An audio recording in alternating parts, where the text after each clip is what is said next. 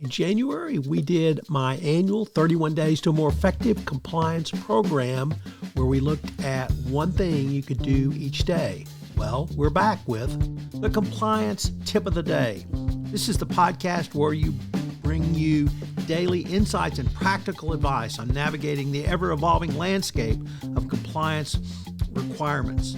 Whether you're a seasoned compliance professional or just starting your journey, my aim in this podcast is to provide you with a bite-sized, actionable tip to help you stay on top of your compliance game.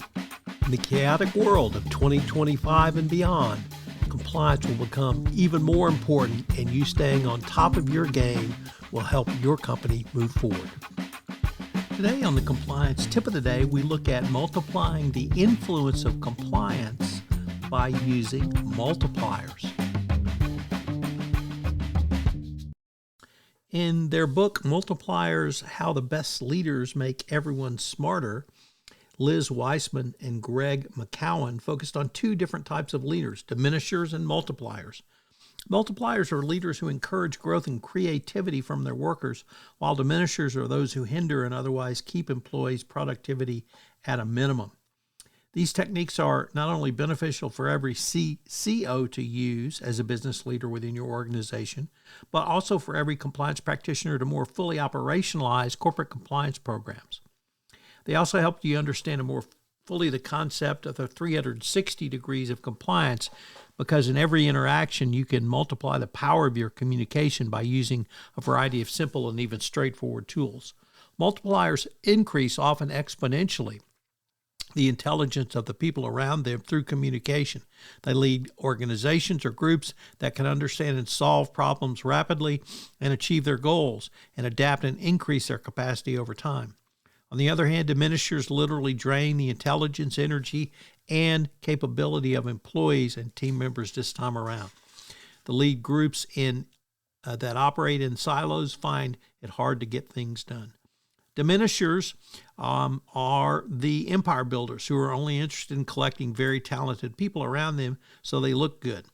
And obviously, this means that they try to micromanage their employees and not delegate sufficiently at all.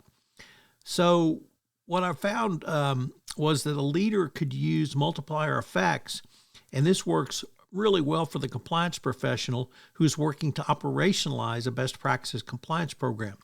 This is particularly true because it's through persuasion that we talked about yesterday that compliance works best, by getting other corporate disciplines to embrace compliance.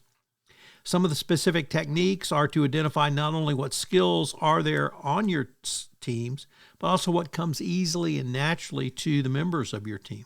By doing so, you can more effectively utilize their talents in implementing a compliance regime. Interestingly, you can get employees to stretch through a technique called supersizing, where you give someone a task that may be one size too big for them, but allows them to grow into it. So I think that this is something that certainly you can do, and Weissman and McCowan challenge us to multiply our influence to make those we work with and those around us even better. You can use these skills more fully to operationalize your compliance program. If you do so, you will not only fulfill the requirements of the DOJ as laid out in the 2024 Evaluation of Corporate Compliance Programs, but you will literally integrate DNA compliance into the very DNA and fabric of your organization. So what are today's three key takeaways? Well, number one, let me just start with integration.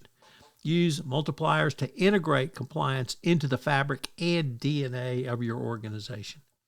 How can you do so? That's takeaway number two, by asking questions. Ask questions like you would in a root cause analysis. It can be a powerful tool for you as the compliance professional. And number three, embrace mistakes.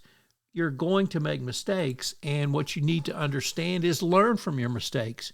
Have an after-action meeting to determine how did those mistakes occur. Were they policy? Were they program? Were they personnel? What were the mistakes, and how can you learn from them going forward? One of the things that I'm happy to do for you, the compliance profession, is if you have a question or a series of questions you would like some compliance tips on, I'm happy to take any requests that you might want, certainly anonymize them, and give you a quick tip. Either one quick tip or maybe a week's worth of quick tips. So if you have any tips you want about your compliance program, you can shoot me an email at tfox@tfoxlaw.com. This podcast was created and produced with the assistance of AI.